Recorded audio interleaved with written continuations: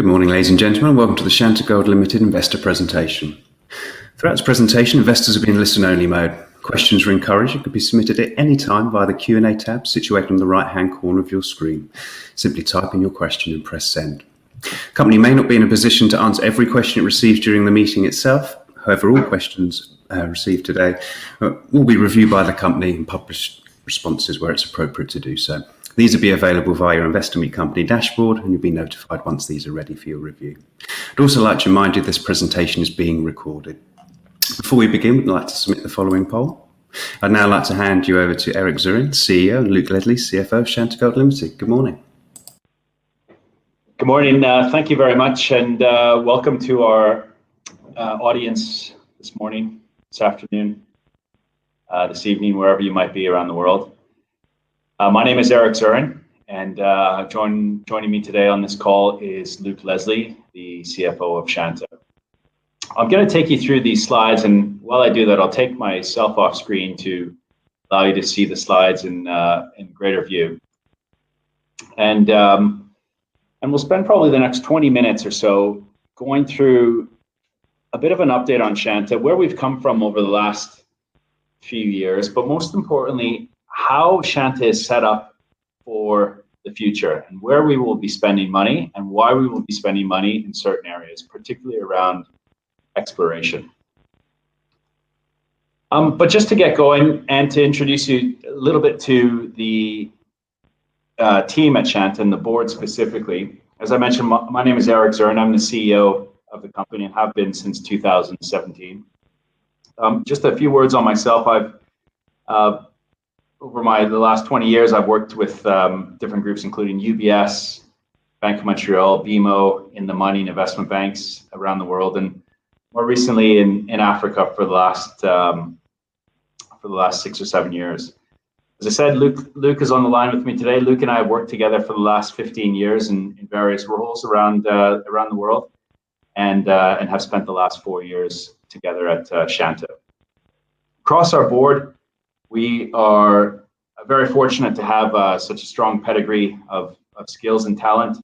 Our chairman brings decades of experience from groups including UBS. Keith Marshall, some of you may know from his current role as interim CEO of SolGold.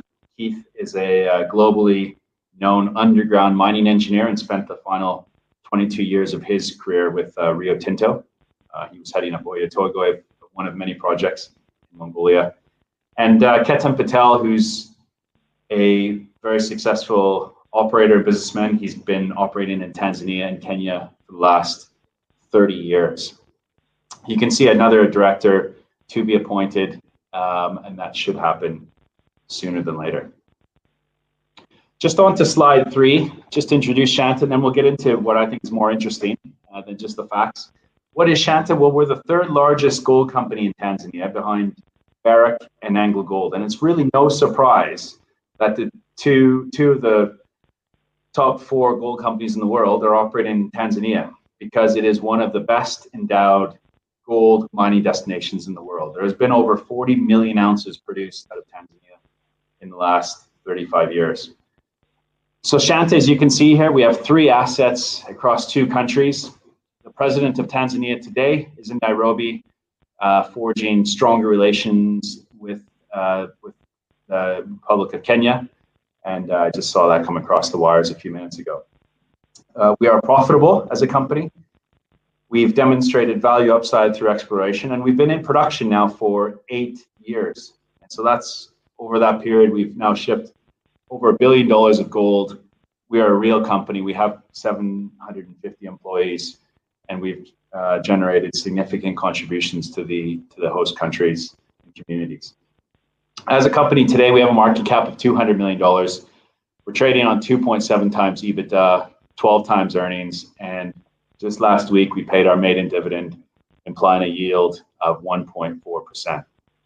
You can see on the bottom left-hand side of the slide, we are owned by a number of household names in the UK predominantly, including the likes of BlackRock, Fidelity, Lombard Odi, who's been a long-standing shareholder, and River Mercantile.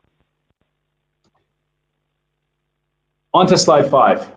And over the next 20 minutes, what I want to cover is our strategy in more detail, with a particular focus on how we allocate capital to where and what we try and do with that capital that we put to work. But really, our identity starts with our strategy.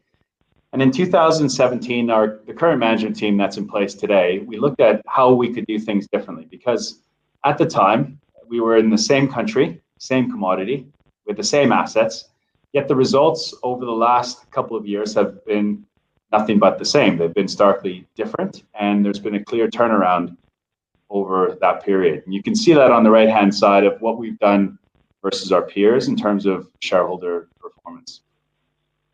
Now, when we apply a disciplined and modern approach to our assets, we do that with in mind of how the shareholders will benefit.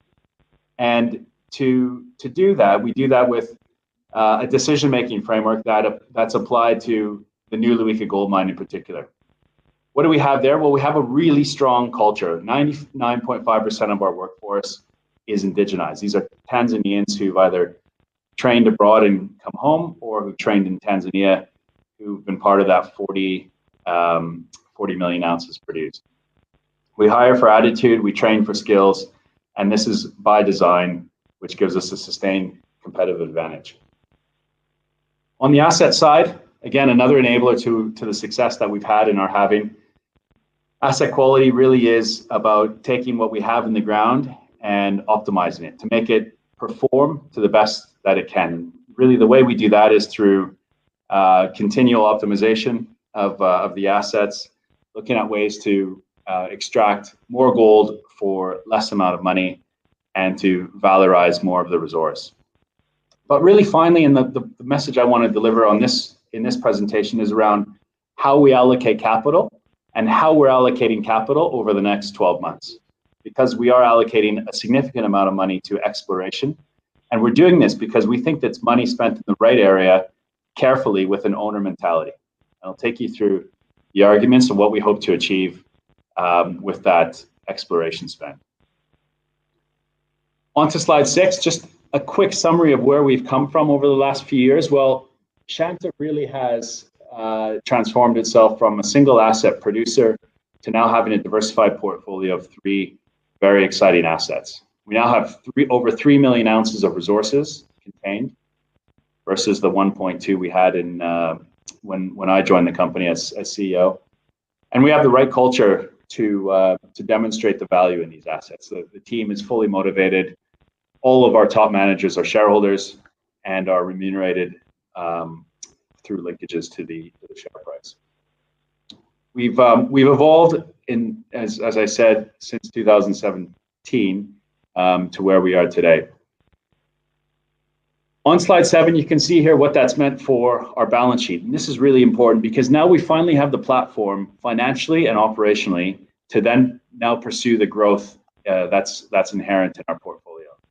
Gross debt is now down to $1 million.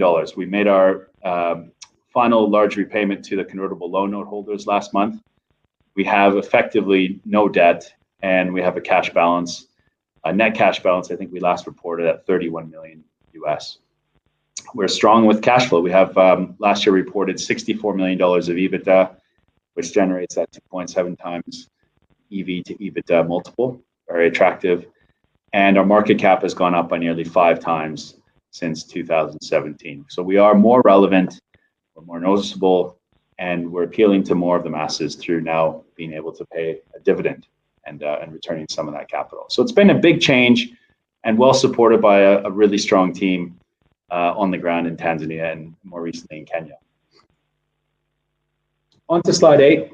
What I want to do here is put some of that, put that market cap really into perspective. What does it mean? What do we own today in terms of the assets, and what does the market think or value us at relative to what we own? So if you go from the left-hand side to the right-hand side of the slide, you can see here the blue box is our market cap, $200 million. That's what our current share price implies our valuation is today. Now on the right-hand side of that dotted line, you see 3 orange boxes. Those are our 3 assets: the New Luika gold mine, the Singida gold project, the West Kenya exploration project we have in West Kenya. Let me start with the New Luika gold mine. This is the one that's been in production for 8 years. It's largely an underground operation using long hole open stoping mining method. It has been the cash generator for Shanta's entire history and continues to be so. And what's interesting here, and this is this dotted box above that orange square, is the exploration upside. And this is what we'll talk a bit about more in this presentation. How can we demonstrate that there's more value at New Luika through exploration, through the drill bit, as they say in the industry? And that's really important because all of the capital is already spent at New Luika. We have a processing plant, equipment, skills, a very supportive community, a social license to operate. And so the story with New Luika is extending the mine life, discovering new reserves into the mine plan. That's what we'll cover in a bit. And then you have the Singida Gold Project. That's the one in construction. This is in the central part of Tanzania. It'll, by the end of 2022, it will start to produce on a run rate of about 32,000 ounces per year. And it is in construction, being funded from the cash flows at New Luika. So that's an exciting project because it's underexplored and it's in a greenstone gold belt. What does that mean? Well, greenstone is synonymous with lending itself to larger deposits. Underexplored means we believe we could double the reserves that we have today. So that's our view of a geologist. It needs more drilling, but we're going to pay for that drilling through cash flows that come from that mine when it's in production. And then finally, the West Kenya project. This is the one we acquired from Barrick in August last year. We spent the better part of about 18 months studying this project, and we paid $14.5 million for it, as I said, last summer. In October, in Q4, we had an independent scoping study appraise the project at about $340 million of NPV. Why do we think it's so interesting? Well, it is long hole open stoping. It's the same mining method we use in New Luika, and it's particularly very high grade. The West Kenya project has 1.2 million ounces at 12.6 grams per ton, which is really, I would put in the scarce bucket in terms of in terms of asset quality, and has attracted a lot of inbound inquiries from strategics and private equity in terms of what our plans are with that project and how we look to push it forward. And so when we go forward to the capital allocation question, this is the one I set out a couple of slides ago, because I think it's really important to talk a bit about the exploration component to this capital allocation, because it's a big number this year, and we certainly have ambitious targets to achieve through exploration. But if you take a step back, before we allocate any money to any project, any growth decision, it has to have a framework. And this really goes back to our strategy: sustainable performance. There has to be some element of sustainability to why we invest money, and it has to be linked to shareholder returns. We're not spending money on capital projects for the sake of just random growth, or for the sake of doing projects that don't have a direct benefit to the shareholder returns. And that's something that's important to me as a shareholder, and important to the rest of the management team also as shareholders. And so when we look at exploration this year, we'll take you through why this is particularly exciting. But suffice to say, exploration spending over the years has shown to be consistently beneficial and an excellent return on our investment. So in 2019 and 2020, we invested $7.5 million in exploration. So this is license fees, drilling, surface work, soil samples, human resources for the team, everything. And we returned 271,000 new ounces of reserves. And what that boils down to is a discovery cost of about $27 per ounce of reserve. That's an important number to keep in the back of your mind, because I'm going to cover what we think reserves are valued at in the market today, which is nearly 10 times that. And that's why we see exploration as a really good use of capital.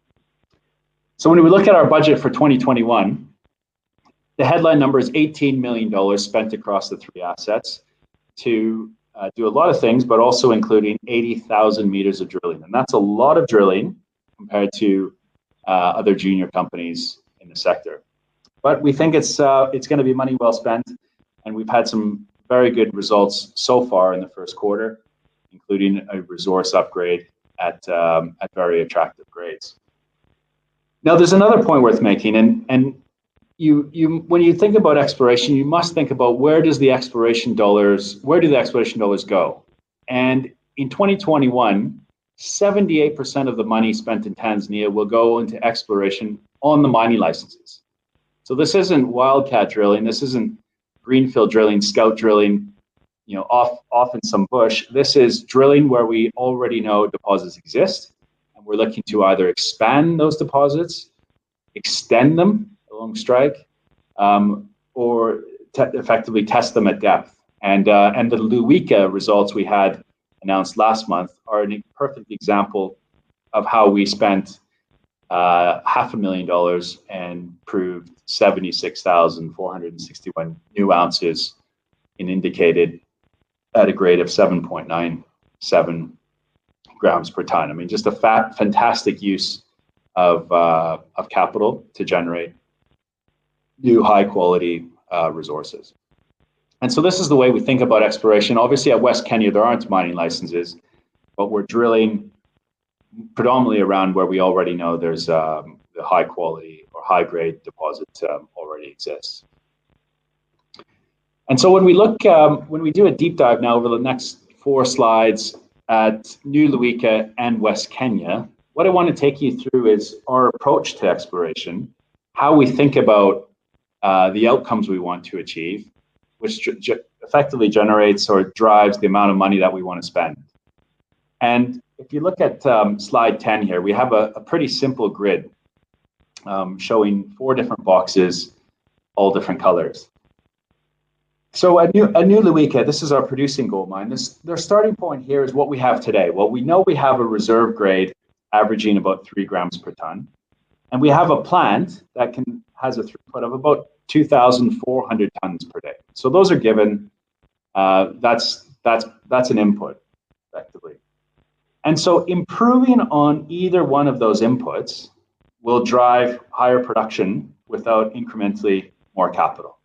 So if we can discover higher grade reserves, that, all things being equal, will increase production over time.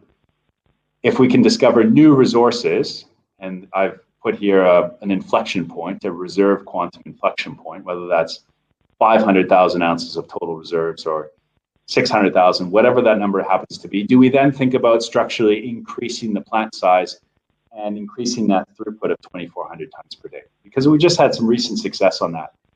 And so when we think about exploration at New Luika, we're really thinking about how do we solve for these 2 inputs? How can we increase the average grade, and how can we increase the total reserves such that we can ultimately drive higher throughput and or extend the mine life?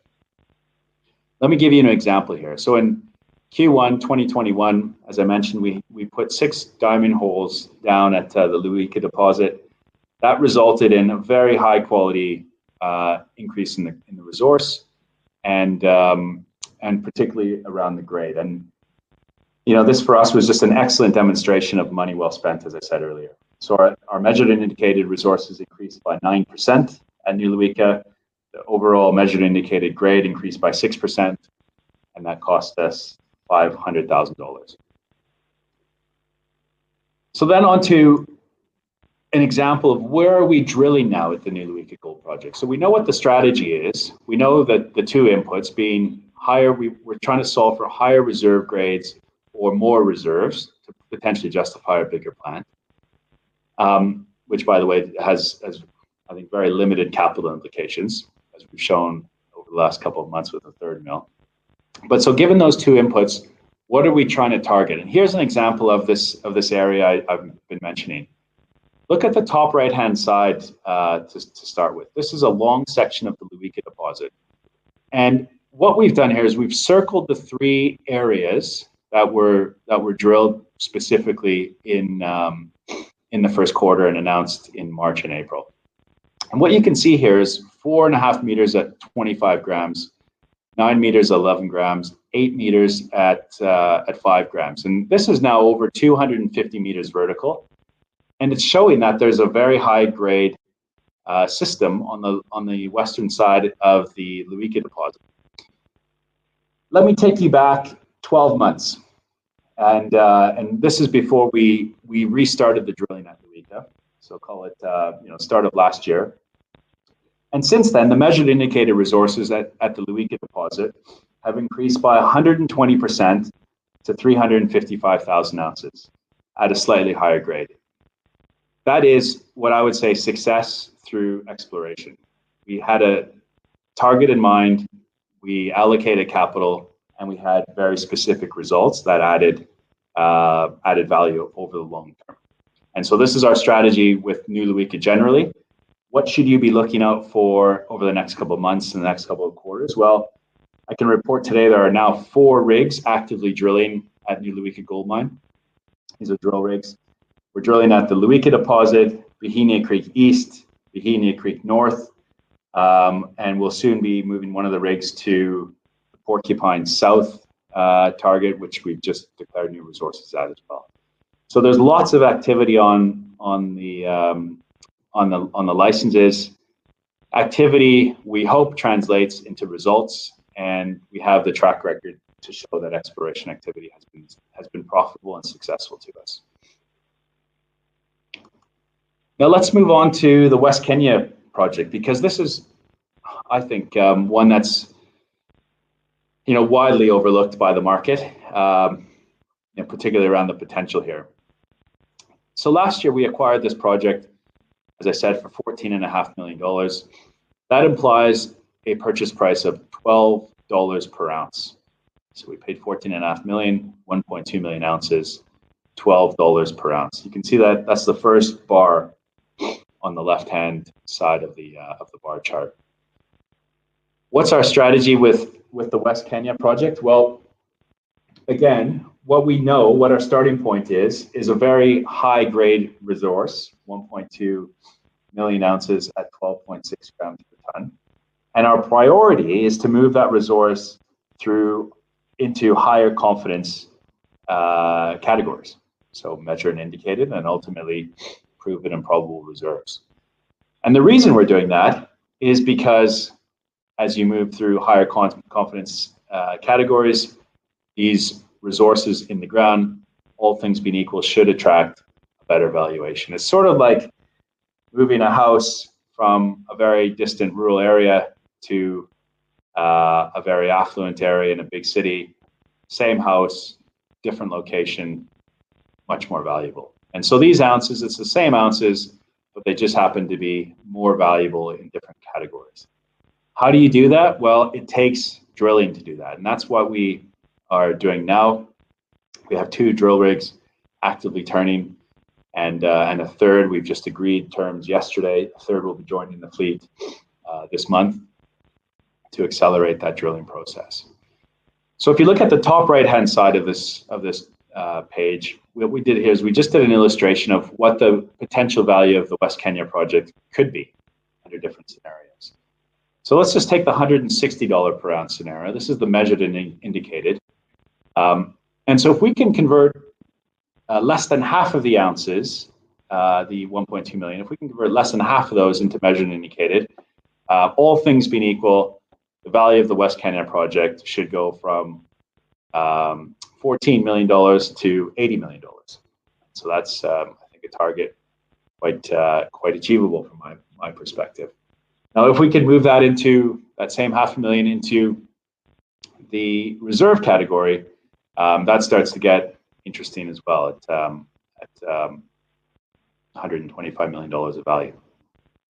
Now, obviously, the bigger the resource gets, and the further up the confidence levels it goes, the more valuable the overall project. And so, what are the indicators you should be looking out for in terms of how the drilling is going? Well, the first one is, what are the intersections like that we've been reporting? And so we've now reported, I think, about 14% of the total drilling for this year We were targeting the oxides, which is the nearest to surface. And the results have been good to start, and we'll continue to provide updates through drilling as we go deeper. The view from the geologists is that the results, the grades and the widths should, particularly the grades, should get better as you go deeper. And that's based on 220,000 meters of drilling that Acacia had done before us. So it's not like we're blind. We're following what's typically been done before. Now, in terms of this West Kenya project, this is on slide 13. As I said, there's two real inputs into the West Kenya project. One is moving the existing resources through the confidence level to higher confidence, like measured and indicated, and then into reserves. And the other input into getting a higher valuation or more value extracted and demonstrated at West Kenya is increasing the resources. And so what we've done here on this slide is we've actually annotated the 6 areas where we believe there's clear and obvious targets for increasing resources.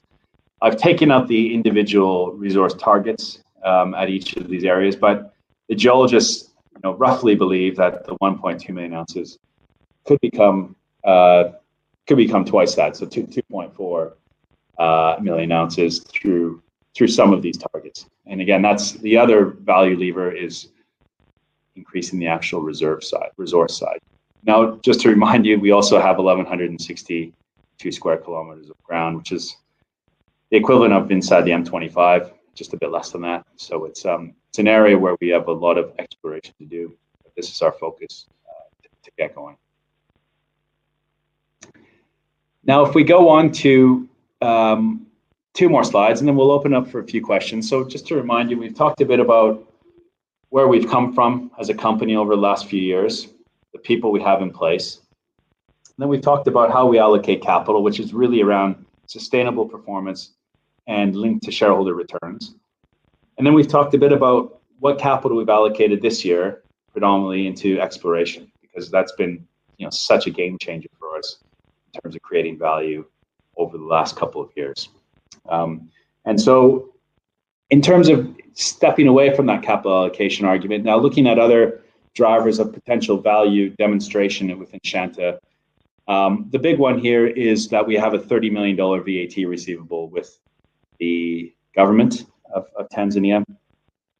You can see here what we've done is, for information only, we've extracted some of the key points from a recent speech of the new president, who was sworn in March, following the passing of the late President Magufuli. And you can see clearly here, and you can make your own conclusions, the path that Tanzania is aiming to follow over the next 4.5 years. So we see this as positive, and we continue to engage with the government actively, and some of those conversations have been the most active I've seen regarding VAT in a long while. So it all looks relatively positive for a normalization of Tanzania over time.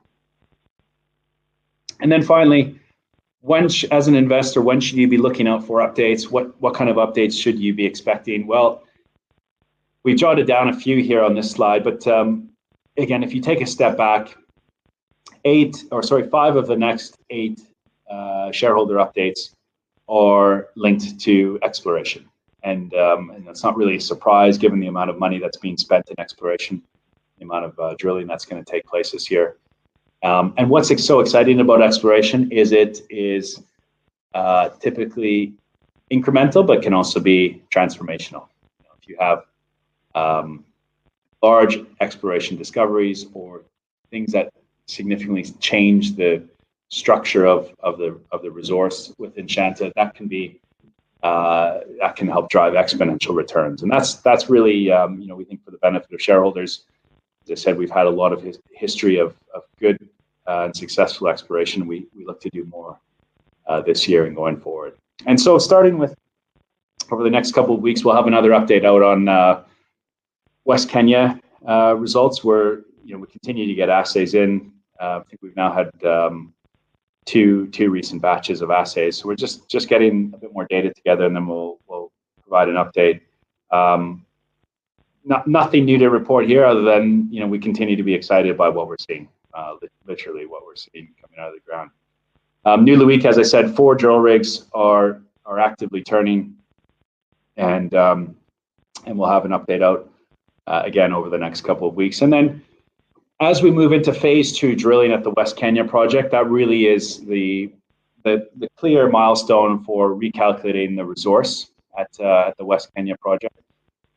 Just reminding you, we've been targeting the first 150 meters below surface at West Kenya, and that had an existing inferred resource of the 1.2, probably about 10% of that 1.2 million ounces of resources was in that first area we're targeting. So the question will be how much converts into measured and indicated, and at what grades. And so we'll look forward to providing that update probably around in June time, probably just before the middle of the year.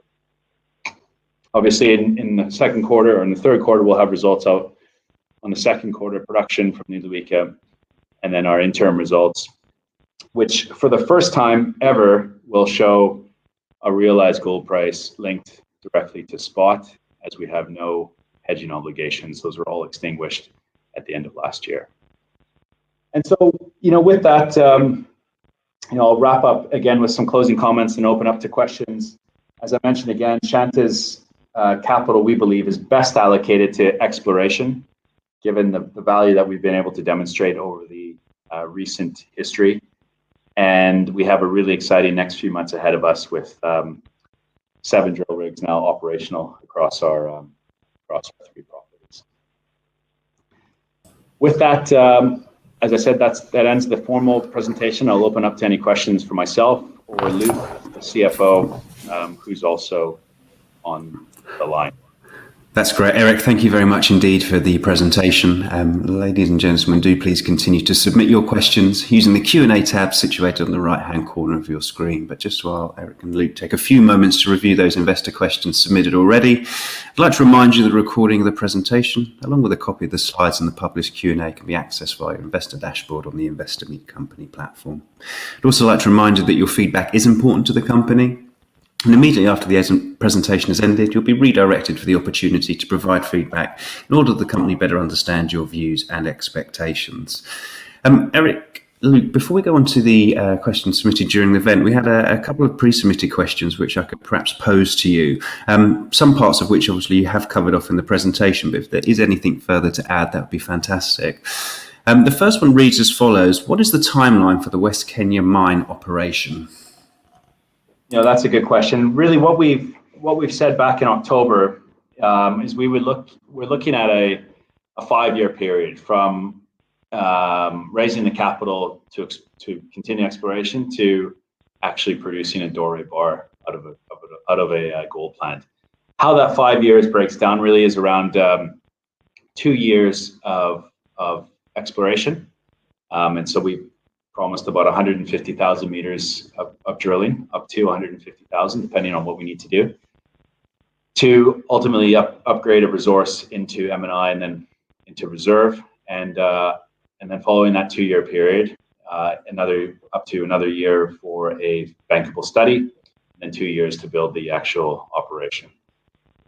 I think, I'd like to think we could do it quicker than that, particularly now if we have 3 drill rigs on site. The drilling will really accelerate starting towards the end of this month, and that'll just give us more data sooner, which will hopefully speed things up. But nevertheless, we're sticking to that 5-year target, and by the way, we're over 6 months into that already. That's fantastic. Thank you, Eric.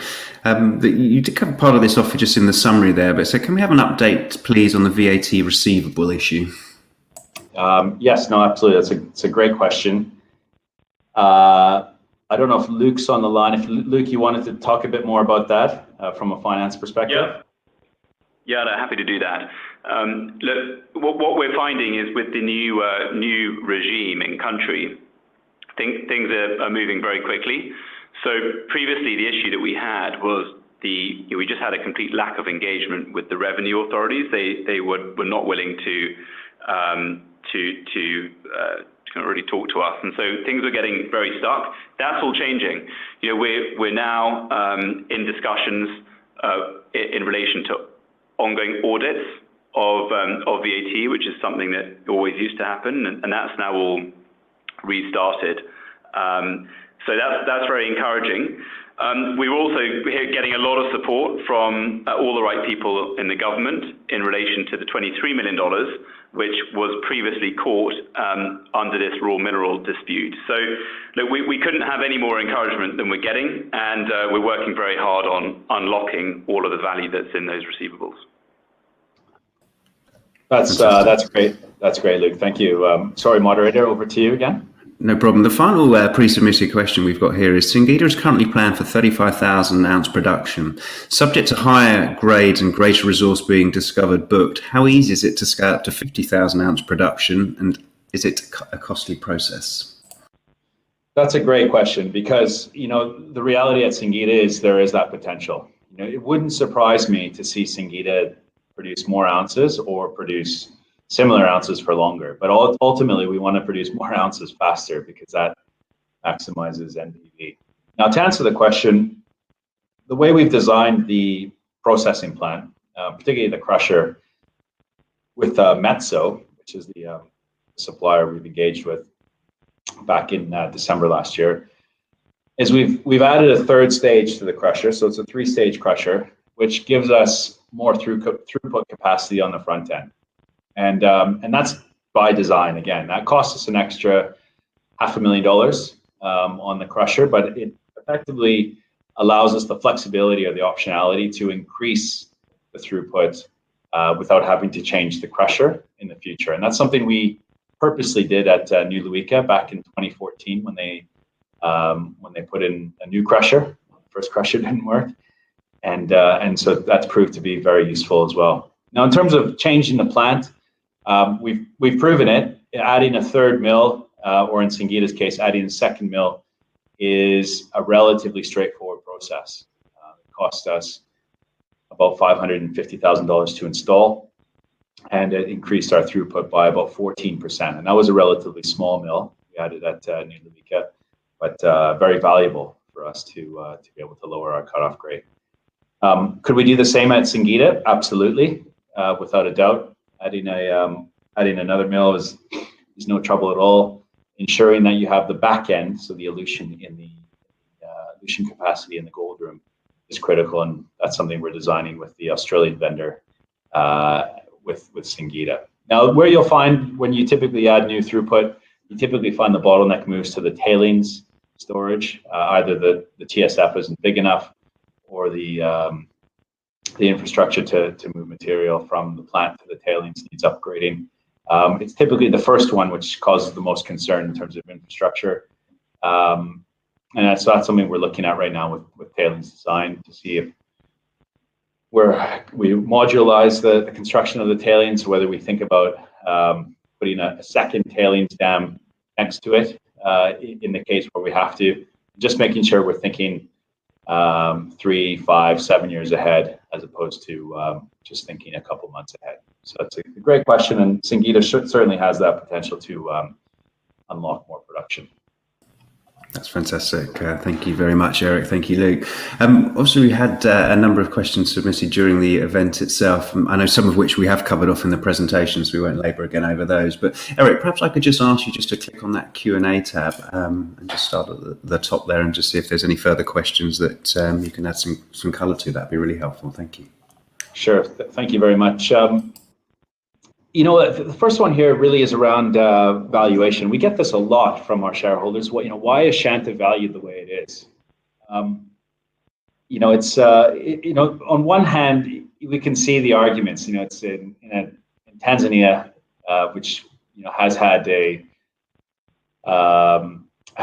been in the news probably for the wrong reasons over the last few years. But suffice to say, we're in one of the best mining endowments or gold endowments in the world. So that's a plus. But the other ones, which I don't believe are arguments anymore, which typically Shanta was penalized for too much debt and too short of a mine life. Now, obviously, the debt we've dealt with. We don't have any more debt. And the second one really is around reserve life. And the view is 5 years always sounds so short, but it's really been a 5-year rolling mine life for the last 5 years. And so what we've shown over the last 2 years, we've been able to replace 3 ounces for every 2 ounces we mined, and that's getting us ahead. We're not falling backwards. We're certainly we're doing better than just keeping our head above water. We're actually making progress. So, at what point do we think about expanding the plant at New Luika? I mean, I would like to see 500,000 ounces of reserves, and we can then think again about whether we'd like to expand the plant further at New Luika, another mill, and think about whether that's a worthwhile use of capital. Just in terms of a few more questions, we have one here on renewable energy. This is really important to us because when Luke and I came in to Shanta 4 years ago, it was 100% reliant on fossil fuels. Well, that's not true. There was a solar plant, 2%, but 98% of the energy came from carbon source. And so where we are today, I was just on the line a couple of days ago with our team, and again this morning, we now have, as of a couple of weeks ago, we have the grid power up to about 30%, and then as of month end, we got it up to 33%. So 33% of our power sources come from the state grid. That's important for 2 reasons. One, it's not carbon.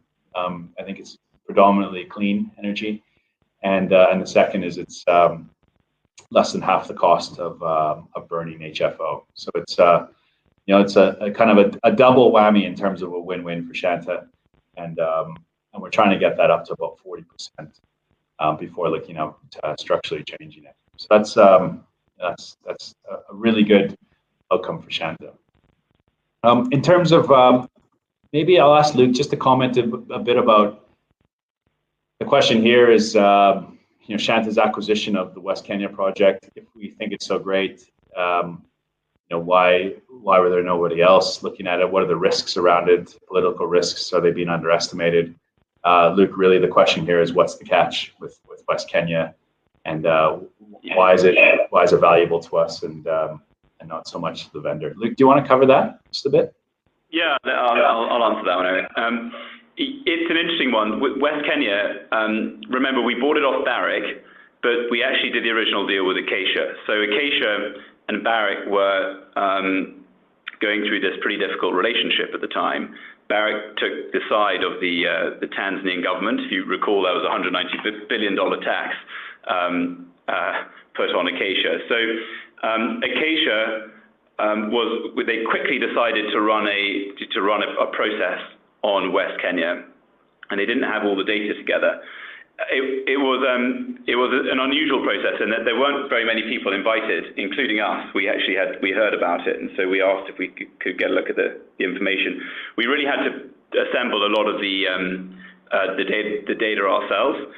At New Luika, it's a long-hole open stoping operation, something we're very proud of our capabilities. We operated about half of the industry cost, so we were able to apply the same model to what is a very similar ore body. It's just a much bigger and richer version. So we kind of built it up, could see the value, and we went exclusive with Acacia. When Barrick ended up bidding for Acacia, we had completed our DD. We were probably a couple of weeks away from a deal. Eric and I were out. We flew out to South Africa within 48 hours of that announcement, and we gave them Barrick another offer, a revised offer, which was actually lower. And they had the decision then, this is a very small number for Barrick. Do they go through the pain of restarting a whole new process and all the DD, or do they take the number on the table, bearing in mind that it was anchored to a deal with Acacia at a much lower gold price, albeit? So I think it was partly circumstance that allowed us to get hold of a very nice project without any real competition. I've mentioned a bit about long hole open stoping. It's much more valuable to us, this project, than peers who use the same mining method. because of our much lower cost structure. We do it all in-house, and we do it very efficiently. In terms of the politics, I think it's a very good observation. Kenya it's different to Tanzania. It doesn't have the same, history in mining. And so while you do have base resources in country and operating effectively, I think there's a little bit more hand-holding when it comes to making sure that the environment is conducive to industry in country. Having said that, the general skill base, if not the mining skill base in Kenya, it's a very commercial one, and there's definitely a lot of encouragement to develop the mine, and there's an understanding it'll be very good for the local region. Yeah, thank you very much, Luke. It really is that long hole open stoping angle that we think is so valuable. There's a follow-up question on VAT, and I think it's important to address because I think there's a bit of just to communicate clearly what we've said before and what we're saying now. And it really is around, I think it's safe to say we've always had some line of communication to the government on VAT. Now, whether that was,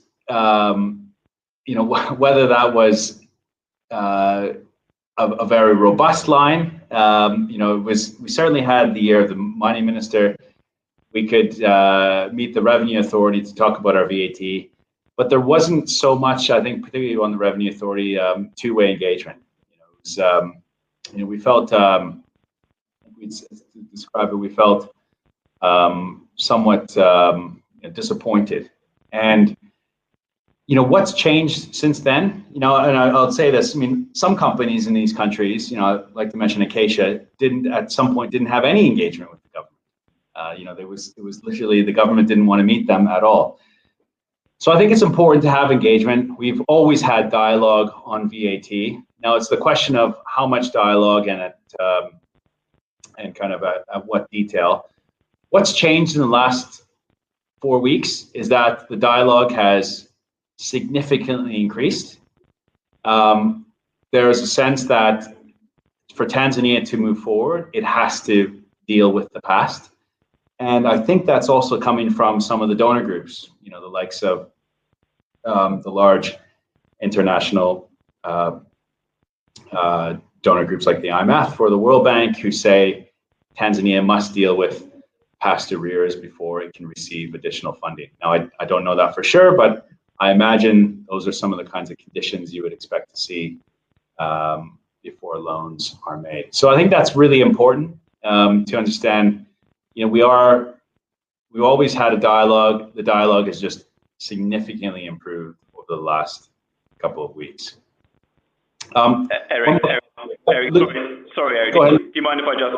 Yeah, sorry. No, I mean, you're right. Just to clarify that, when I said there's not talking to us, it's specifically about areas of dispute. There's an element of kind of stonewalling, just very hard to get them to move forward. But no, there is. You're right. There's ongoing communication. It's just effective communication that's we're getting now. Right. I'll take a few more because I think this is a really good forum to hear from investors. There's a question about Q1 production. You're right. It was the lowest it's been in a number of quarters. We had a very slow start to the year, particularly in January. We talked a bit about this on our Q1 presentation, where the grades were lower than expected. We were missing shifts because of severe flu in country, and you can imagine what that flu might have been. But there were a lot of shifts being missed. There was also a lot of pressure on the workforce being targeted to go to West Africa and to other mines in Tanzania, which destabilized the kind of day-to-day smooth running. And so we started off on a very soft foot in January. We've guided to that the first half would be about 45% of total full year production. And what I'd say is the increase in throughput in the plant gives us a lot of flexibility to be able to try and catch up on production through higher grades. And when I say higher grades, I mean going from 2.8 grams per ton which is what I think we had in the first quarter, to into the mid threes. And so that's kind of the way we're thinking of it. The plant is, I think it's about 35% bigger than it was 3 years ago, and that just gives us a lot of flexibility to be able to catch up through grades.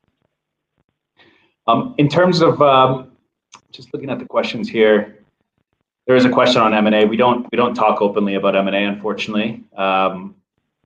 What we can say is that we're very careful when we do look at M&A. There has to be a clear and obvious angle for us when we do M&A, and West Kenya, tick that box very nicely. It's both the right price, and we had a very obvious angle through long hole stoping. So that's probably all we'll cover on M&A.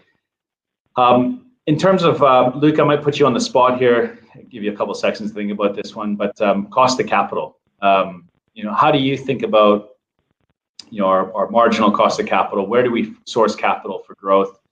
And what's the timeline to access new capital if we did need it, say fund like a West Kenya project, or expand our balance sheet, or whatever it is? So cost of capital and sources of capital, if required. That's a question from the audience. Okay, look, it's a good question. I think the easiest part of that to focus on is on the debt side.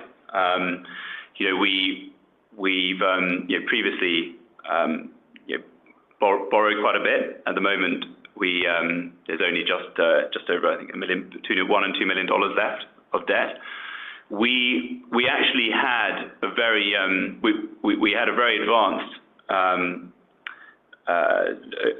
term sheet at one point when we were looking at different options for Singida, where basically it had been agreed for a large facility at very, very attractive rates. So I mean, you'd be looking at kind of 5%, and that's really, I guess that's where the banks, that would be a very big commercial bank. We decided not to do it. We thought it wasn't in our interest to gear up in country. But that's the kind of borrowing rate that we're seeing in Tanzania, and we expect it to be quite similar in Kenya should we decide to borrow money.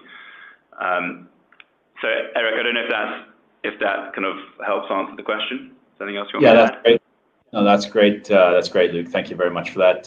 One more question that's outstanding, and then there aren't any other questions, so we've answered everything.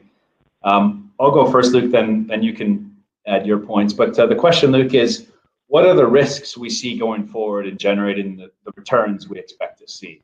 And this is there's the obvious ones around. I think right at the top you have operational risk. Anytime you're involved in the extractives industry, you have to be very careful with how you operate, how you maintain your equipment, the skills you have, the safety processes and procedures you have in place. So obviously operational risk, but the risks that we typically, one in particular we can't really control, and this goes back to the equity story. Why is Shanta exciting? Country risk, we've done a good job there, I think, of managing that over the years. But on the exploration side, you have to remember exploration comes with all sorts of risks and rewards. Rewards if you get it right, risks that you never get your money back if it doesn't turn out. What I would say is we've had a lot of confidence in our exploration team. We've just brought on an absolutely brilliant geologist in Yuri, who's joined us. I think he had 40 years of experience, 35 plus years. He spent the last 15 years with Barrick. He's been all over the world. I mean, he's a greenstone gold expert.